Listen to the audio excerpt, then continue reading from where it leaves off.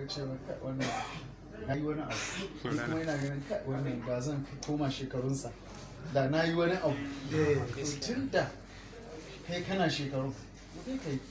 abin da mu muka kasa ba abin da ba zai yi ba abin da kawai yake cutarwa shine abubuwa guda biyu watan dan adam ya zama ba ya da hammi mai girma mai hana shi sukuni mun san irin hammi na sayyidina Umar ko wanda yake sa shi ne sujudu sahwi a sallah an sani ko saboda damuwa da lamarin musulmai yakan ce wai yana sallah yana lissafi yana tartibin jaish yana shirya yaya wannan sojojin ina za su yi wa zan sa shugaba har sai ya manta raka'a nawa to mu zama muna da irin wannan hannun na addini to zai hana mu sukuni zai hana mu bacci duk wanda a cikin ku duk wanda ya taba ayi kulle kanshi shi kadai a daki yayi kuka shi kadai saboda daukakan musulunci yayi kuka yayi ta kuka ya kai inda nake so duk wanda ya taba haka saboda damuwan addini da son shi da addini ya kulla kai ya ta kuka saboda ya zai yi ya bada gudunmuwar shi don daukakan addinin Allah to abin da ake so to in kana da irin wannan hannu to abu na biyu sai ya zama kuma kana da sanin waɗanda suka wuce ka da yanda suka yi suka kai inda su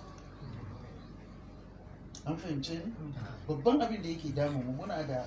amal da tumuhat amlaqa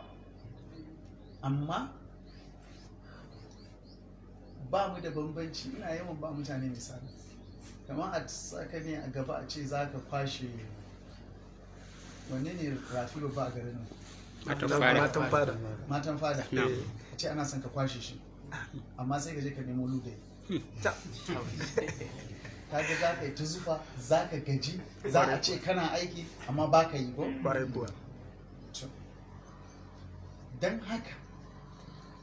approach ɗinmu ga tahaddiyat ɗinmu ba na wanda ya shirya ya iya ba da gudunmuwa don magance wannan matsalolin ba. Wani mutum ne misali ya ce yana son ya zama malami. Abubuwan fa a bayyane su kana son zama malami babban malami. Amma a rana shafi 3 kake karantawa. To muƙaddar Sahihul Bukhari kadai muƙaddara shafi 1000 muƙaddara. Zai yi wasu taba'at ba su kai ba zai yi wasu taba'at sun fi sosai zai yi wasu kai shafi 2000 zai yi wasu zama ƙasa da haka to muƙaddara shafi 2000 to abinda